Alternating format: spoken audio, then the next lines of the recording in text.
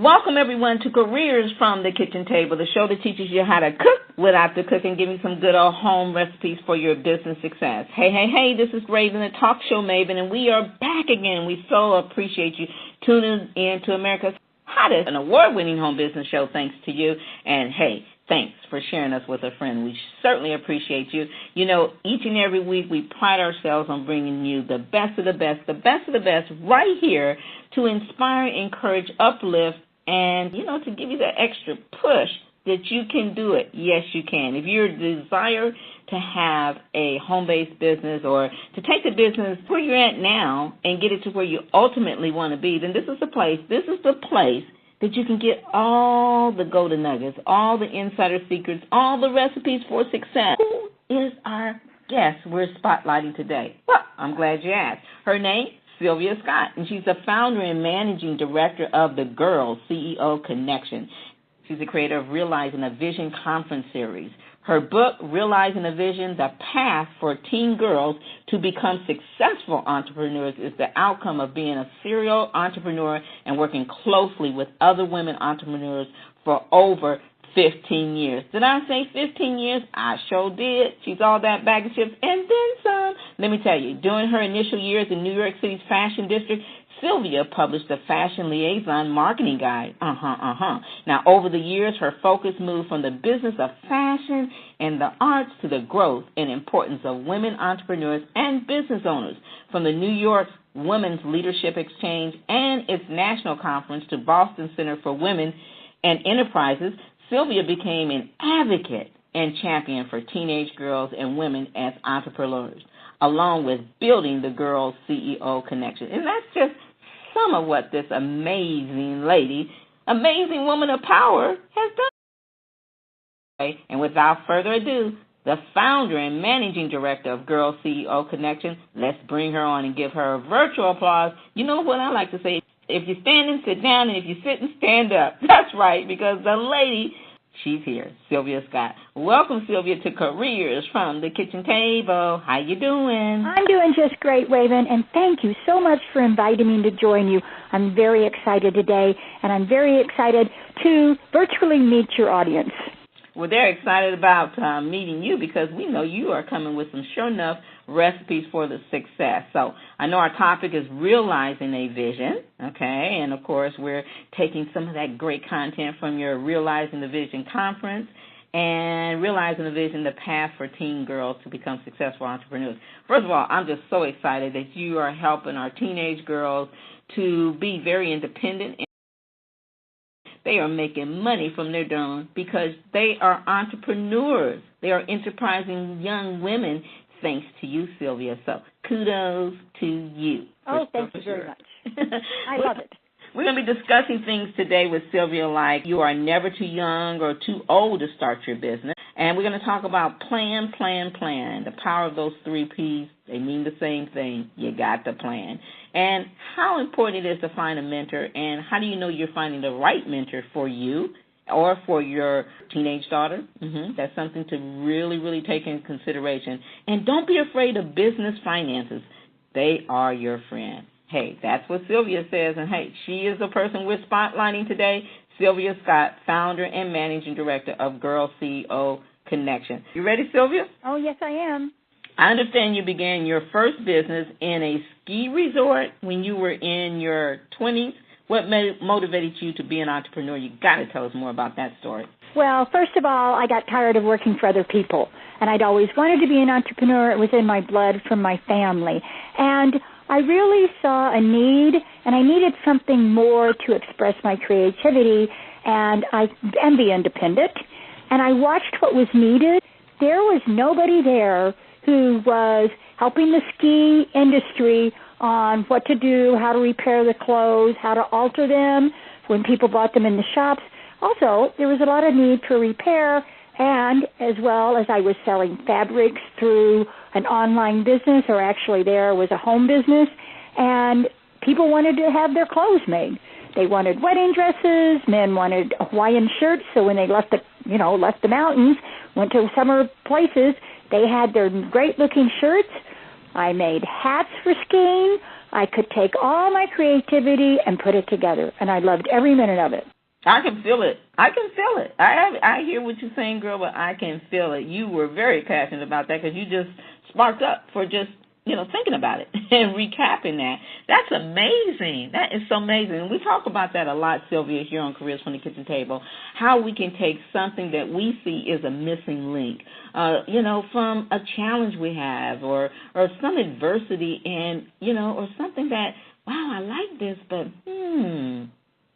I wish it had, and we can build what has been your biggest challenge since we're talking about challenges, and how did you overcome it, even back then, up until this point? Oh, my gosh, it was my finances. I even bought a book to help me do it. And that way I understood what was going on. And I had a good teacher as well who understood it. I know we're going to be talking about having a good teacher, a good mentor coming up soon, but before that, I really want to get some of your recipes for success about when starting a business, what steps a person should take. And I guess the best way to do that is to go back to when you first started your former businesses. Sylvia, what are some of the crucial steps that you took and that you feel you would want to, pay it forward by letting our listeners know so they can start taking those steps, that they've finally decided to leave their corporate job, or maybe they were forced to leave out and they're going to go ahead and get this business going. So what are some essential steps you could tell us about? Well, first of all, have a mission. Why do you want to do this? Have your mission, and then, what do you want to do in the future with it? And then have a vision. Take your vision. What do you want to be? Mm-hmm. Look at your vision. Paste it on on a board. Pick out pictures. Write it out. Whatever it is, look at the vision of what you want to accomplish it and keep looking at it. Then sit down and write this out and write a plan. It doesn't have to be a business plan. Just write out the steps that you think need to be done. And get a mentor. I didn't always do that because I was afraid somebody would tell me what to do I didn't want to do. Get somebody to sit with you and help you with your ideas, which I did on several occasions, and I learned my market. I learned what I needed to do to accomplish and help that market, and then could that market pay for it? If they can't pay for it, then there's no sense in doing it. And then just trust your gut. Know that you're going to have to persevere, that you cannot give up. So just trust your gut, know you want to do it, and then just keep moving forward with it. You also talked about how important it was having an action plan. I love that, Sylvia, because so many times as business owners, we are all over the place. And I think Mary Kay used to say, if you don't have a roadmap, you are going everywhere, every which way but loose, right? So right. Oh, that's true. No. Why did you decide to work with the Center for Women in Enterprises in Boston? Where'd that come from? Oh, because actually I already knew about women's business centers that were under the umbrella of the Small Business Administration, mm-hmm. and I had gone back to school in Boston at Babson College to get my MBA in entrepreneurship, mm-hmm. and I needed a job. And I had met their chief operating officer at a conference for the Women's Leadership Exchange, and I really liked her, and I knew what she was doing. So I mm-hmm. called her up, and I said, is there anything that I can work with, even part-time, while I'm going to school? And she said, well, let's think about it. And she talked to the CEO, which was her friend. They talked about it for a while, and they offered me one position that I wasn't sure about. And then they decided that wasn't the right position. Then they put me in the best position, and it was working with women entrepreneurs that were either starting their businesses or were more established, and they needed good consulting. And I loved that because I could pair them with volunteer consultants to help them move their businesses forward. And I loved it. I miss it a lot. And that's basically why I went to work for them, because I knew that women's business centers, and there's only 100 left in the country, really help women start businesses and grow. And these could be homeless women, single mothers. They could be changing their career. They're on unemployment, and they're growing them, and you would not believe what I saw women do. Wow. Tell us about that. Okay. I saw, because we were in Boston, and mm-hmm. Boston proper is about 50% African-American, a good portion then, maybe 25% something like that, or 20% are Hispanic women that have immigrated, and then you have islanders. And mainly, though, it came in, we had a homeless woman come in and start taking her class, and we had visioning classes first. Did they really want to do this? And then she came up with a product with making lavender products, lavender soap, and she and her daughter got help from the Center for Women in Enterprise, got the consulting. She's no longer homeless. Okay, another thing the inquiring minds wanted to know, Sylvia, is what motivated you to start the Girls CEO Connection?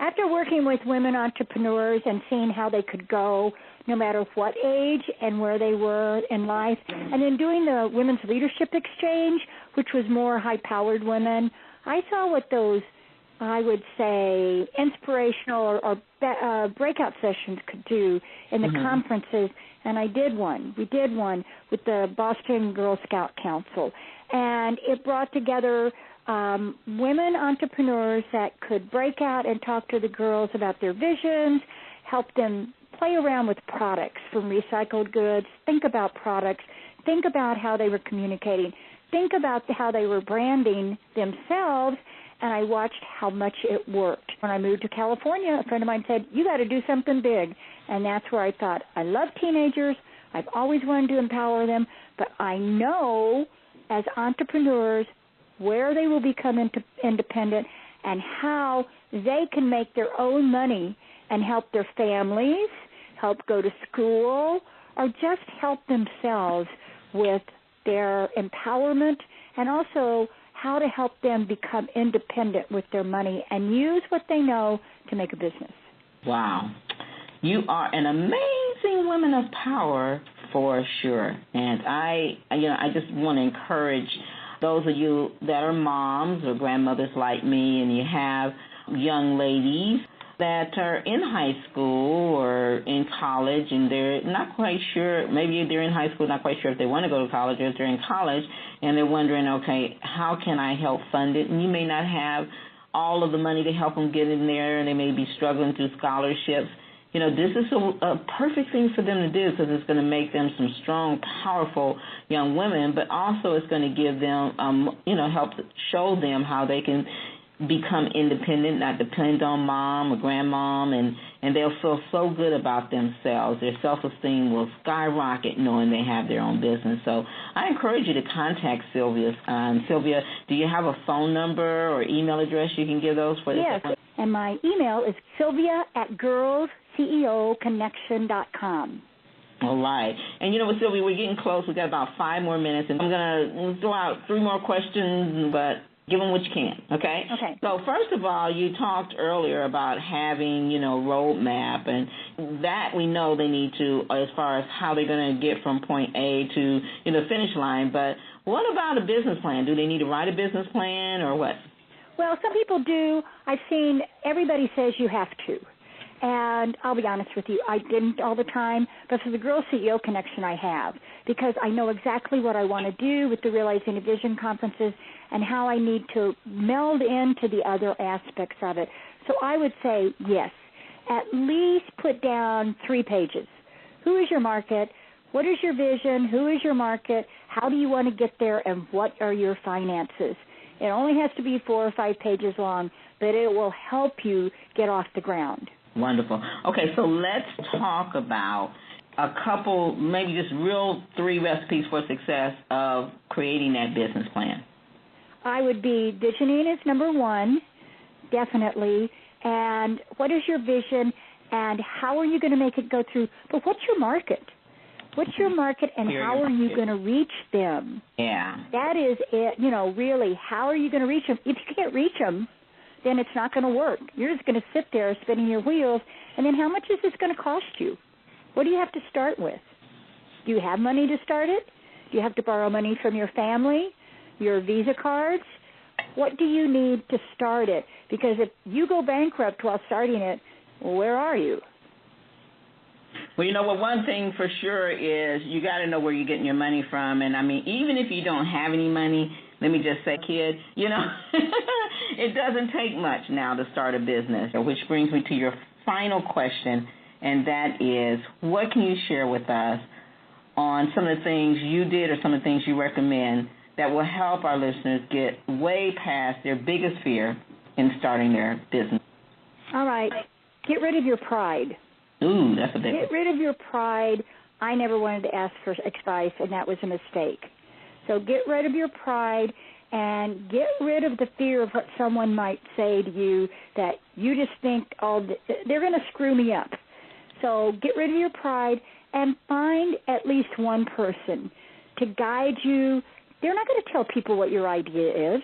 You know, it may be your mother. It may be your grandmother. It doesn't make any difference. Your best friend, your neighbor, someone that does the same type of business. Just ask them to guide you in what they know is right. And be accountable. Be accountable to your mistakes.